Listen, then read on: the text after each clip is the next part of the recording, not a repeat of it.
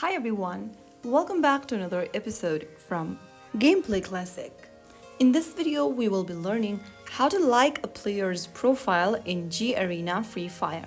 To like a friend's profile in Garena Free Fire, open the Free Fire application on your mobile device first and make sure that you're in this homepage. Now go to the Friends tab on the right hand corner, and once you open it up, select one of the friend you want to like. And once you do that, go ahead and tap on the profile button in the pop-up. After opening up their profile, you will see their profile information, their gallery, overview section, weapons, and so on.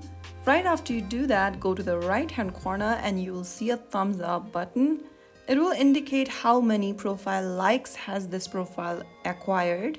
Simply tap on the thumbs up and you will also be liking the profile of your selection. Now the like has been added to their profile. Liking others' profile may encourage them to like yours in return. Some events offer rewards for receiving profile likes, and you can also share your UID on platforms like Facebook or Reddit to reach a broader audiences. So that is how you can easily like a profile on Free Fire.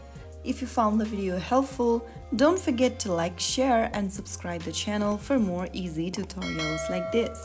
I will see you in the next video. Thank you for watching.